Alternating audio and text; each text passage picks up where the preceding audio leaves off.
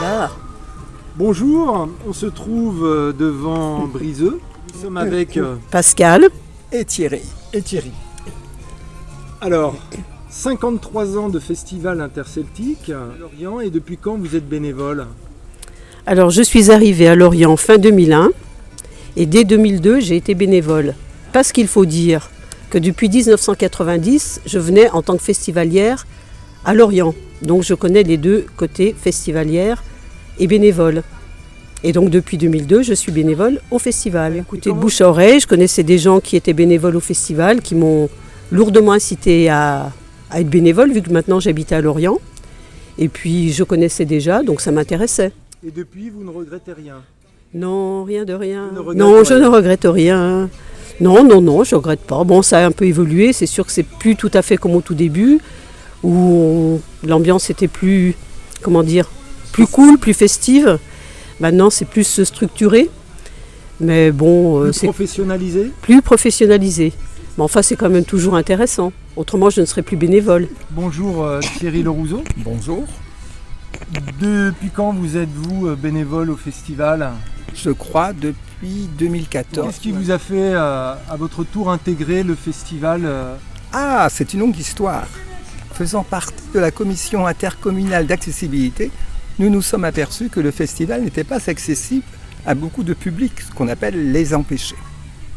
Et donc, la commission intercommunale d'accessibilité de Lorient Agglo a donc décidé, sur une de mes idées, de créer un bureau accessibilité sur le fil, que j'ai mené pendant quelques années avec des rapports faits de à peu près 80 pages des premières années.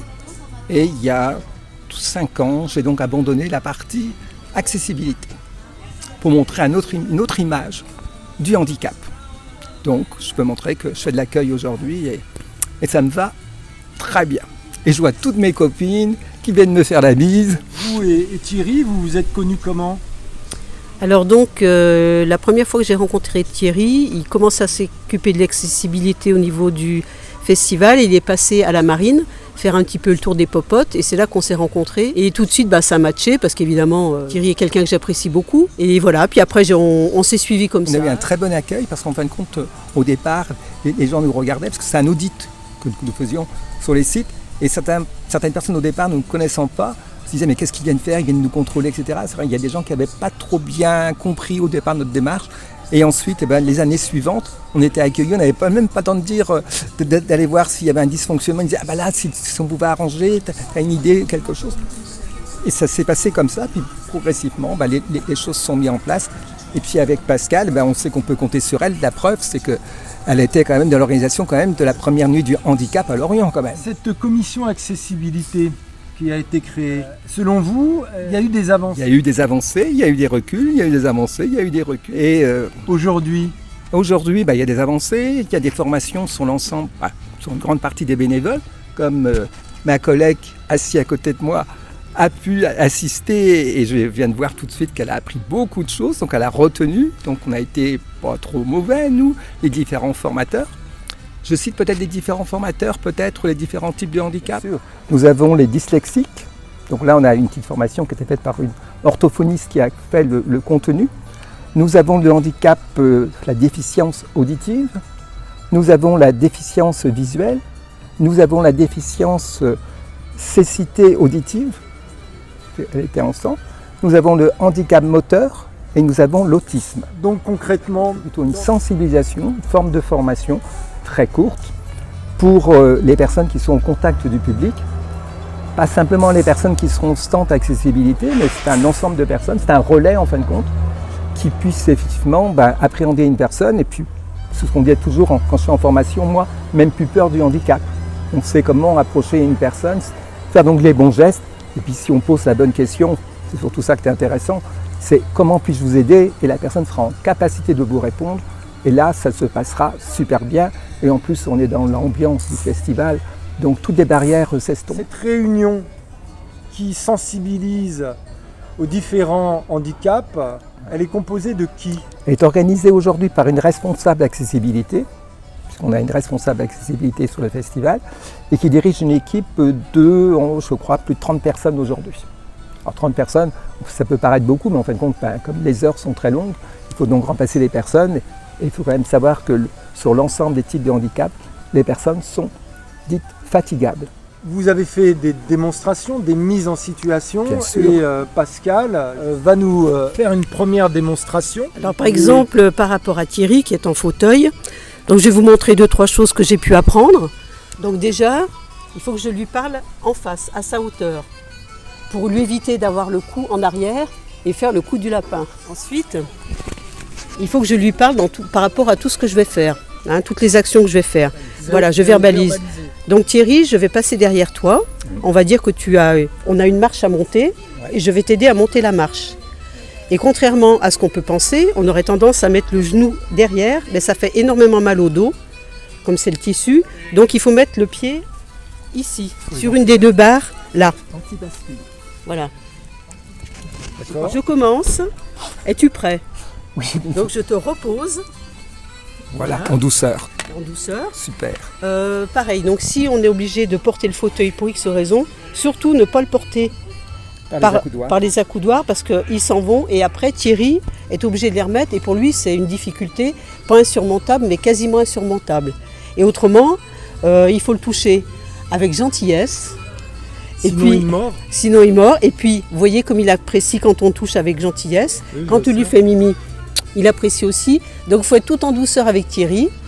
Et je pense que comme ça, tout va bien. Ah, il est heureux. Il va revenir au festival. Tout le monde n'aime pas effectivement être caressé, tout le monde n'aime pas être touché, et ça dépend des types de handicap. Mais on va dire que c'est le comportement qui se fait tout naturellement, comme avec toute personne. On n'a pas de différence, on est comme vous. Donc, on y va? À cette 53e édition, donc comme on l'a dit au début, il n'y a pas de pays qui est mis à l'honneur, mais c'est plutôt la jeunesse, et c'est pour ça que vous êtes là. Voilà, c'est pour ça que Thierry et moi on est là, pour vraiment montrer que la jeunesse est présente, en se montrant encore un peu plus. Donc ils sont très jeunes. Autrement, simplement, à cause des Jeux Olympiques, je dis bien à cause des Jeux Olympiques, donc le festival a été repoussé, a été écourté. Donc c'est vrai que c'est un petit peu compliqué cette année. On s'adapte. Et l'année prochaine, je pense que tout rentrera. Bon, on a déjà les dates. C'est du 1er au 10 août 2025. Thierry, le Rousseau, si vous vouliez ajouter quelque chose. Oui, alors je voudrais rajouter que puisqu'on parle de progrès, on a 2 stands d'accessibilité cette année. Donc on en a un, effectivement, Pays des Celtes et un à l'espace JPP. Donc toutes les personnes en situation de handicap peuvent venir s'informer, voire peut-être aussi réserver un fauteuil, réserver peut-être aussi des casques audio. Il y a également des gilets vibrants pour les personnes qui sont malentendantes. Et il y a des plateformes également qui ont été créées. Et donc là, je vais quand même revenir sur un point. Lors de ma visite in situ, j'ai remarqué 2 espaces réservés pour les personnes en situation de handicap en hauteur. Aucune des 2 n'est conforme, et ce qui est dommage, parce qu'en fin de compte, avec les 2, on en ferait une super. Ce qui serait intéressant, je pense, après le festival, de faire ce qu'on appelle un retour d'expérience, qu'on fait un peu partout, ce qu'on appelle une rétex.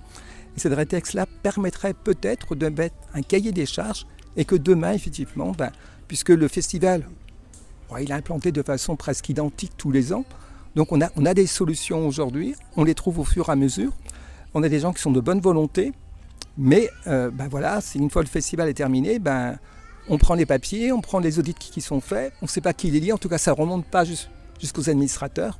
J'ai appris ça et c'est un peu dommage, et donc là je pense qu'il y a quelque chose à creuser. Et le vice-président que nous avons rencontré, M. Denis Mintec, effectivement, trouve que c'est très intéressant de faire une rétexte effectivement, de tout ce qui a été fait sur le festival, ce qui est bien, ce qui est moins bien, et de façon à pouvoir progresser. Et je pense que là, on sera peut-être un des meilleurs festivals sur l'accessibilité, ce qui n'est pas le cas aujourd'hui. Est-ce que la préfecture et la sous-préfecture est associée à cette démarche ?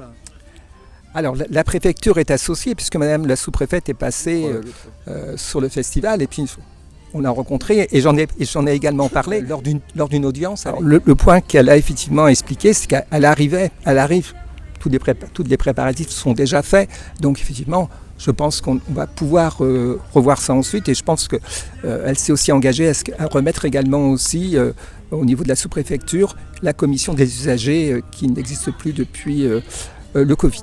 Vous parliez de plateformes surélevées. Ouais. Vous pouvez développer? Là, nous avons par exemple une rampe Pays Celt qui fait 9%. 9%, c'est énorme, sachant que les crash tests des fauteuils sont faits à 7%. Donc le fauteuil part très facilement en arrière. Sur une des plateformes, il n'y a pas de lisse, donc ça veut dire tout autour de la plateforme, ça empêche, donc ça s'appelle les lisses ou un chasse-roue, peut-être pour les plus techniques, qui empêche le fauteuil finalement de tomber dans le vide. Donc c'est des moyens de sécurité, c'est pas grand-chose à faire, mais sur un, ça a été fait, sur l'autre, ça n'a pas été fait. Et en même temps, il faut regarder aussi que les protections ne sont pas trop hautes. Il faut penser aussi aux personnes qui sont petites dans un fauteuil. Et très souvent, on a la barre effectivement de protection au niveau donc, du regard. Donc, ça, c'est un travail aussi à effectuer. C'est pas compliqué, il faut que tout le monde s'y mette, c'est tout à fait réalisable. Eh bien, souhaitons que cette fameuse rétex puisse être abordée à la fin du festival et vous nous tiendrez forcément informés. Eh bien, écoutez, c'est ce qu'on allait vous dire. Rendez-vous l'année prochaine pour voir si effectivement nous avons été entendus et écoutés. Moi, je voulais simplement rajouter que Cyclette a été mise à contribution pour le déplacement des personnes en situation de handicap et âgées aussi. Donc ça, c'est une bonne chose parce que c'est très difficile quand même de se déplacer sur le festival. Ouais, mais là, c'est une nouveauté et donc on a un numéro de téléphone, nous en tant que bénévoles, d'informer les gens. Je vois déjà au niveau des plans, c'est mieux fait. On sait où se trouvent les différentes aides qui peuvent être mises en place pour les personnes, même les points de secours, enfin, etc. Oui, l'handiplan. Donc ça, c'est déjà une avancée, mais c'est sûr que j'abonde dans le sens de Thierry, il y a encore énormément à faire. Mais je pense que petit à petit, Thierry étant là pour appuyer là où ça fait mal, les choses vont avancer. Alors le bénévolat, c'est un titre, c'est une fonction, mais c'est aussi un équipement. Oui. Alors, vous avez quoi? Alors, le barda du parfait bénévole. Un chapeau en cas de soleil, en cas de pluie, un poncho, des mouchoirs en papier, le téléphone, les horaires de bus évidemment, lunettes de soleil, brosse à dents, pour moi impératif, programme du festival, petit carnet pour noter toutes les infos qu'on doit noter le jour où on est en poste, un petit peu de sous, pas trop. Et puis voilà, en gros, j'ai un petit déodorant là au cas où. Qu'est-ce que je peux vous dire d'autre? Une petite glace quand même, qui fait peigne aussi, c'est très important. Regardez, hop, on la déplie et voilà. Donc tout en minuscule. Et puis là devant, j'ai aussi quand même un ou deux cachets au cas où, des médicaments, un ou deux pansements, puisque pendant le festival, souvent on a des ampoules. Et la bonne humeur. Et la bonne humeur, bien entendu.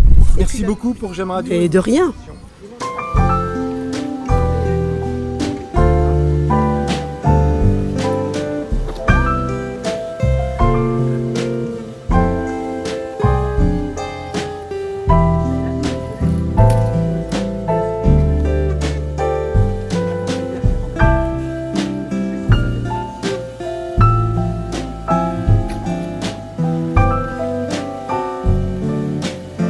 Tout seul, vous ne passerez pas.